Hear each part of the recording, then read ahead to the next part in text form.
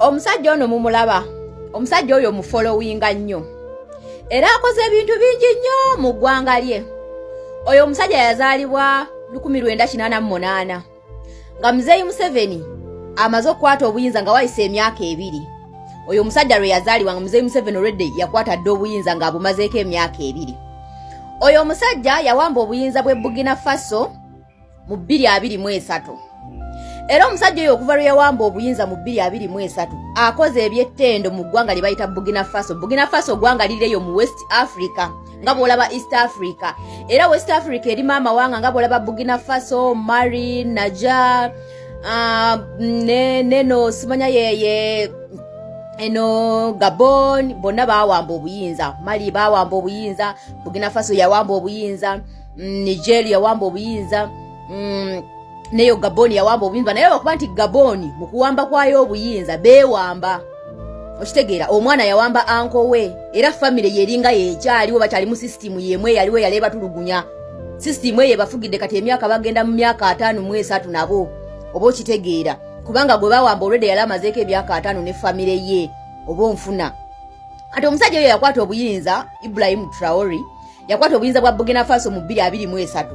Omusajja oyo akoze ebyettendo, akoze ebyamagero, asasudde amabanja gonna abakulembeze ba dictator ge baalekako, asasudde buli kimu, aterezezza eggwanga Burkina Faso mu myaka eja tanaana kumala myaka 3.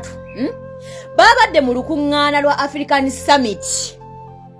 Nayimirira n'agamba abakulembeze ba Afrika bannaye twegatte nga Afrika, tufune ejjerimu, tufune gavumenti emu, tufune Afrika emu nga tewakyaliwo nti weetaaga visa okujja Burkina Faso, weetaaga visa okugenda Kenya, weetaaga visa okugenda Sudani, weetaaga visa okugenda wa Mali oba wa Niger. La ngebe bena tebiriiwo. Tubeere ne Afrika emu, tubeere ne jerimu, tubeere ne banka eyaffe, tubeere nakyo tugenda okuwona amawanga g'abazungu otuteekako akamanyiro n'okutujooga ku by'obugagga bye tulina mu Afrika. Omusajja yeeyita Pan African yoseeritibwe habula Nnyandwe Museveni. Era osanga aba NRM Muzeeyi Museveni ayagala nnyo Afrika, Muzeeyi Museveni ye Pan African, Muzeeyi Afrika ayagala nnyo obuwanga bwa Afrika, era ayagala nnyo Afrika, alwaniridde Afrika okuva eri abazungu. Ye yawakanyiza Ibrahim Traore ku yabadde agamba. Era Muzeeyi Museveni yayimiridde n'awakanya Traore bye yabadde agamba, kubanga Traore yabadde agamba bannaye leka twegatte nga Afrika, tufune esente nga zimu currency emu, tufune jerimu, tufune governance emu, Africa tujewo borders. Okitegeera kyekitulizize mabega. Muzeeyi Museveni eyeeyita Pan Africa nnyonnyera nga yakutte ekirowoozo kya Gaddafi ekyogatta Africa. Nayimirira n'agamba ebyo tebijja kola. Muzeeyi Museveni Pan African ye muli ku mimwa si mu bikolwa. Muzeeyi Museveni is an opportunist.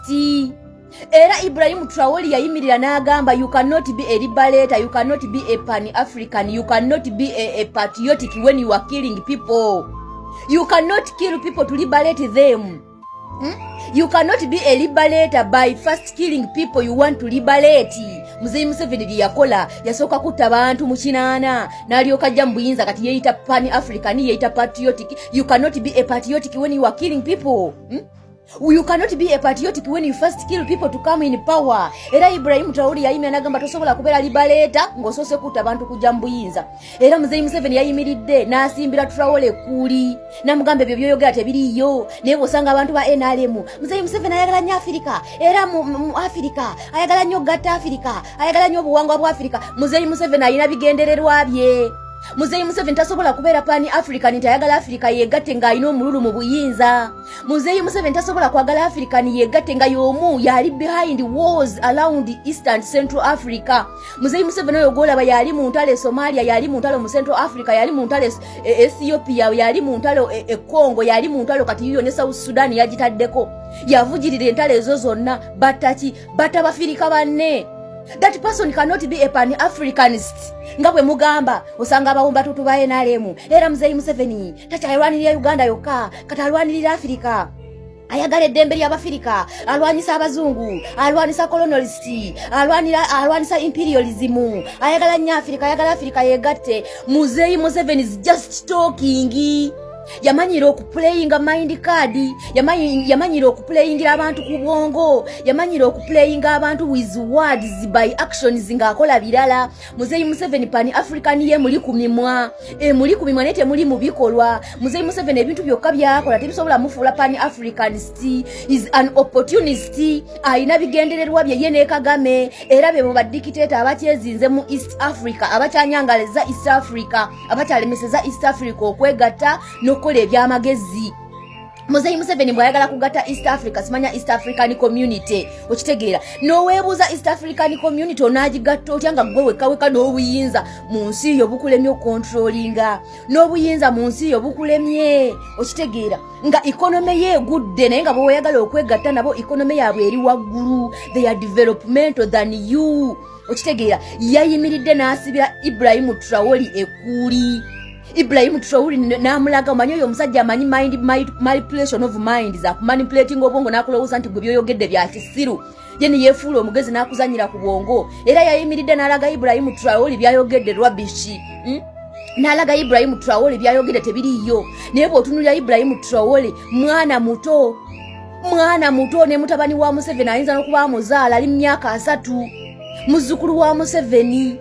Sawa zino ebintu byakoze Burkina Faso mu myaka 2, Museveni amaze emyaka 4 mu buyinza, tasobola na kubikola, era talibikola lituuka okuva mu buyinza nga tabikoze. Oba okitegeera amabanja gasusse Uganda. Tuli mu 99 trillions tugenda mu trillions 10 mabanja. Ibrahim talina banja nalimu mu Burkina Faso mu myaka 3. Oba okitegeera. Naye Muzeeyi Museveni yayimiridde n'alaga Ibrahim Traore nti byayogedde rubbish, okitegeera. Naye nga avaawo yeeyita Pan Africanist, I'm fighting colonialist. Rubbish. This man is just using mouse, but action is doing another thing. And they are opportunists. Bagala kuzimba empire in East Africa. Bagala kuzimba dynasty in East Africa. That's why they cannot allow African to unite. Museveni and Kagame, they cannot allow African to unite. But here in words, they are just fooling African community.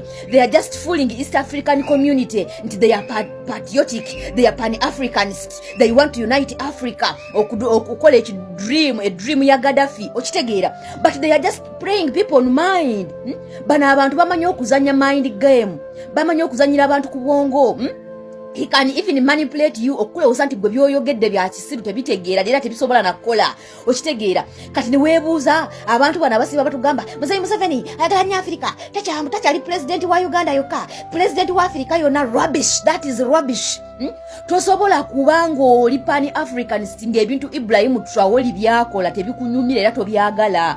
Yajja abantu be mu buddu, yajja abantu be mu self mind, okitegeera. Naye Muzeeyi Museveni yamuwakanyiza, era Ibrahim Traore ali ku lugendo lwa kujja ku visitinga Uganda mbu yeyongera okonvinsinga namukadde we Uganda balabe be banaateesa ku uniting Africa. What a shame Muzeeyi Museveni, what a shame.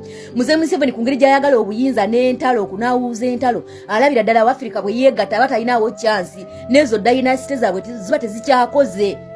Bo baagala kusigala mu buyinza, era ne wolaba balwane Kongo waba kutule mu Kongo bafune we beekukuma, bafune we batuula we basinzira amakando okukijjonya East Africa, okitegeera. Baagala kunayitinga East Africa nga be bali mu buyinza, wabula bo tebaagala kulemberwa. That cow mentality have to stop.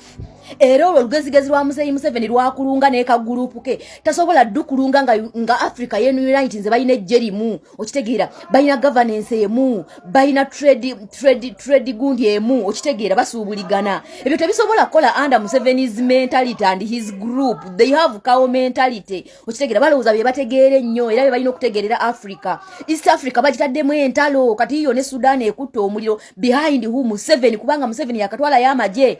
Yatwalayo bannamagye kumpi 10 Lulamba mu South Sudan, okitegeera, kutabangula mirembe. Yali Kongo ye ne munne Kagame be batabangula emirembe. Yali mu Somalia, okitegeera. Yali mu Ethiopia, yali mu Central Republic, and he called himself a Pan-African. A Pan-African. You cannot be a Pan-African when you are killing your fellow Africans just because of power. That is being an opportunist.